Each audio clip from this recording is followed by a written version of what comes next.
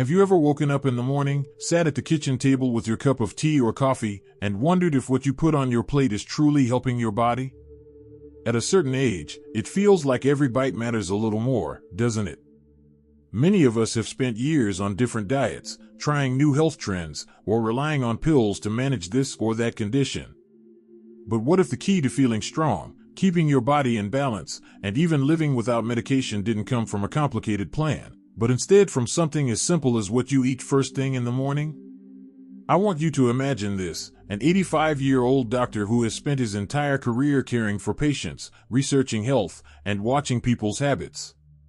After all those decades of knowledge, he shares that there are 4 foods he eats every single morning, and he credits them for his energy, his sharp mind, and the fact that he doesn't rely on daily medication. Isn't that a thought worth leaning into?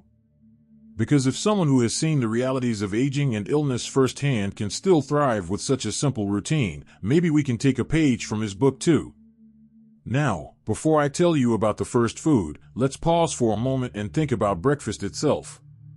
For many people, breakfast has become an afterthought.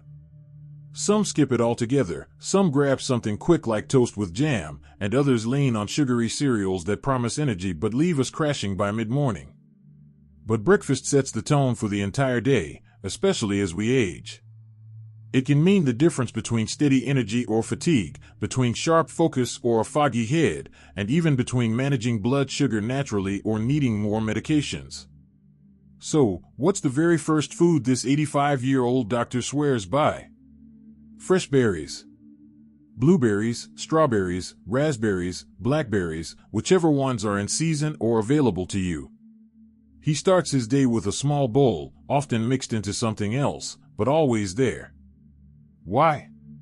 Because berries are packed with antioxidants that help fight inflammation in the body. And inflammation is at the root of so many health issues, from arthritis to heart disease to memory loss. Eating berries regularly is like giving your cells a gentle shield every morning. And here's something that makes berries extra special for older adults: they're also rich in fiber, which helps digestion, keeps you regular, and supports a healthy gut. A healthy gut, in turn, supports your immune system, and that's a benefit no one can afford to ignore after 60. Think about it. Instead of starting the day with a muffin or pastry that spikes your sugar, what if you reached for a handful of sweet, juicy berries? It feels lighter, it fuels your body better, and it tastes like a little treat you can actually look forward to. Of course, just berries alone might not keep you full all morning. And that's why his second choice makes so much sense. He always includes some kind of protein, and one of his favorites is a simple boiled egg. Now, you might be thinking, eggs? Haven't we been told they're bad for cholesterol? Yes, eggs had a bad reputation for years, but research has shown that for most people, eggs are perfectly healthy in moderation. In fact, they're one of the most nutrient-dense foods you can eat. An egg is like nature's multivitamin. It has protein to keep your muscles strong, healthy fats that support your brain, and essential vitamins like B12 that help with energy and nerve health. For someone in their 70s or 80s, keeping muscle strength is vital. It means better balance, less risk of falls, and more independence. And starting the day with an egg can help prevent that mid-morning hunger that often leads us to grab something sweet or processed. Picture this: a plate with a hard-boiled egg, a small handful of berries on the side, maybe even a sprinkle of cinnamon or a spoonful of yogurt if you enjoy it. Doesn't that sound both simple and nourishing? It's not fancy, it doesn't take long to prepare, and yet it gives your body exactly what it needs to start the day strong.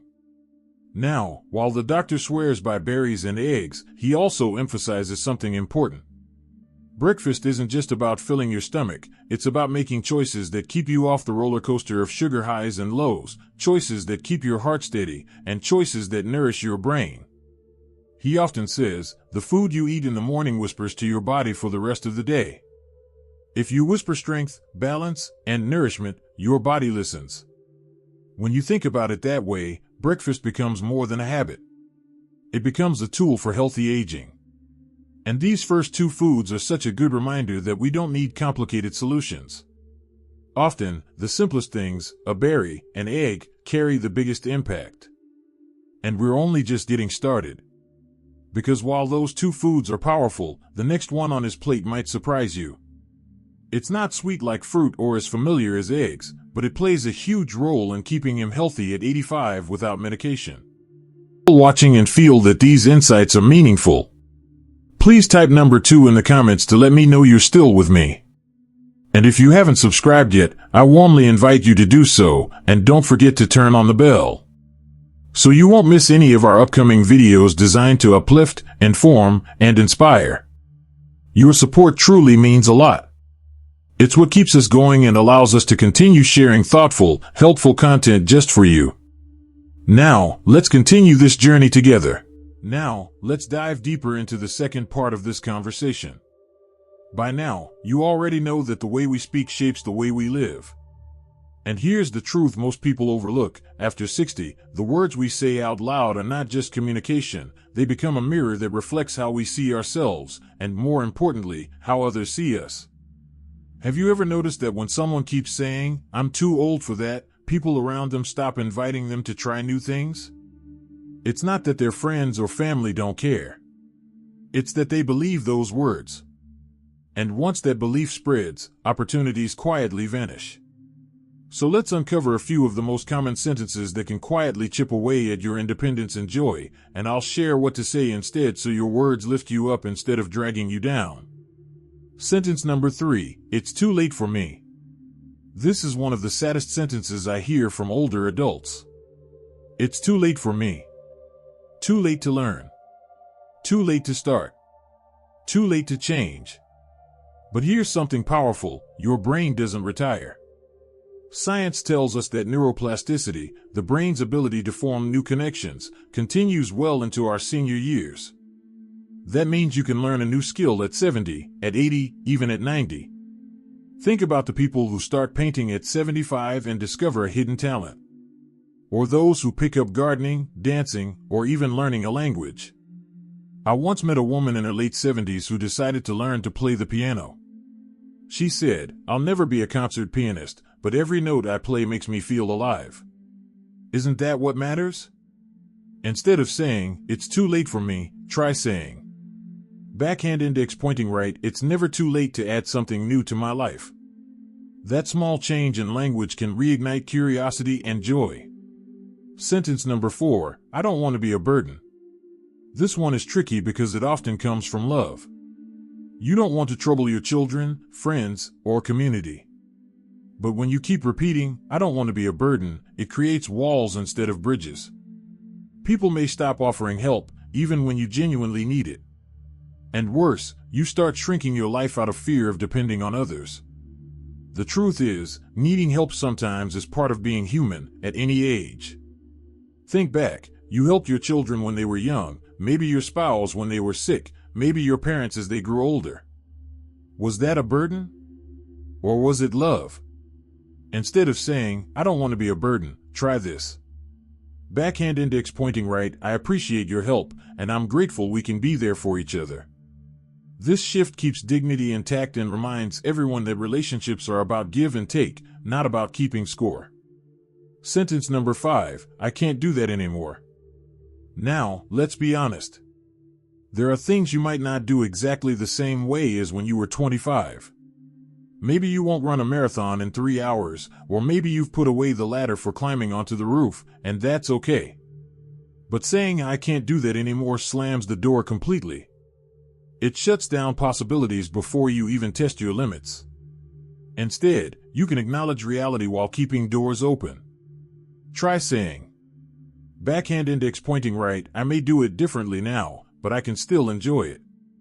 For example, maybe you loved hiking in your 40s, but steep mountain trails feel too risky today. That doesn't mean hiking is gone from your life. It could mean exploring gentler walking trails, or joining a local nature group where the focus is companionship as much as exercise. The activity changes shape, but the joy remains. Why these sentences matter more than you think. You may be wondering, what's the big deal? They're just words. But here's the science, your brain listens to you. Words create thought patterns shape beliefs, and beliefs influence your actions. If you say, "I can't," your brain looks for proof and shuts down effort. If you say, "I'll try a different way," your brain looks for possibilities. And here's something even more powerful: people around you also listen. When your grandchildren hear you say, "It's never too late to learn," you're not only lifting yourself up, you're planting seeds of resilience and courage in the next generation. A quick reflection exercise. Take a moment to think about the last week. Did you catch yourself saying any of these sentences? Maybe while chatting with a friend, or responding to your children, or even talking to yourself when you faced a challenge. Here's what I encourage you to do.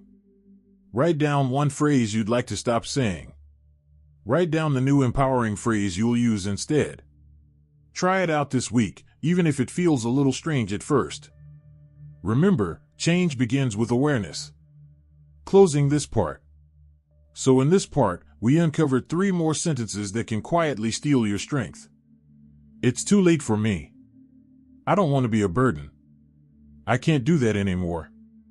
Each of these phrases has a simple alternative that keeps your dignity, independence, and spirit alive. In the final part, we'll bring everything together.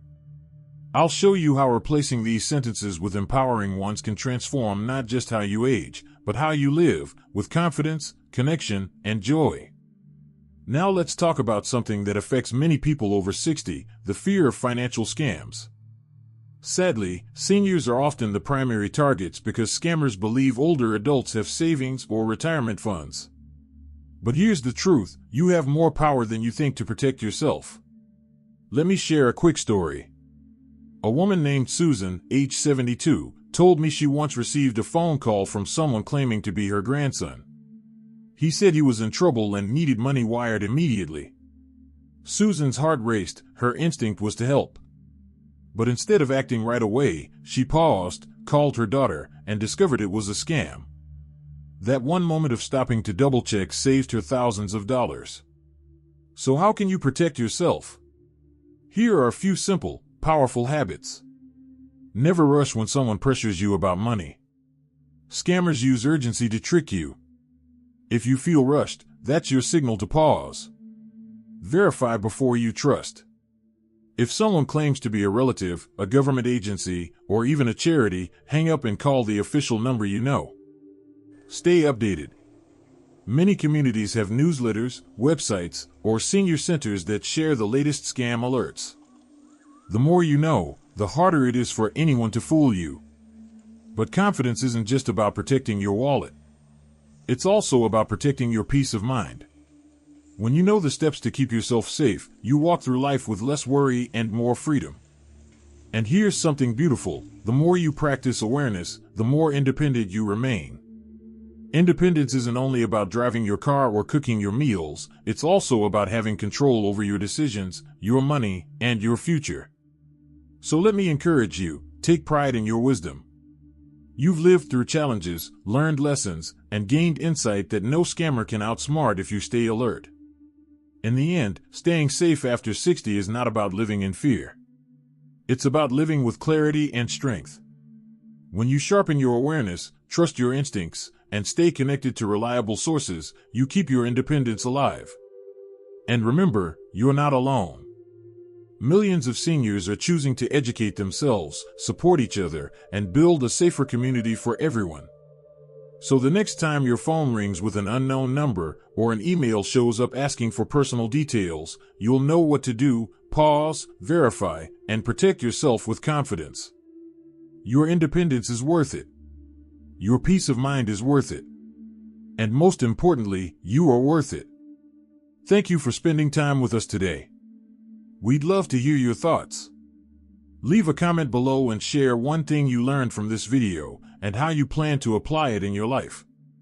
Your insights mean a lot to us and give us the motivation to keep spreading positivity and practical advice.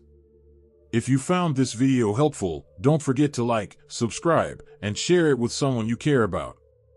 Your support truly helps us continue creating meaningful content that informs, inspires, and uplifts. Thanks for watching, and we look forward to seeing you in the next video.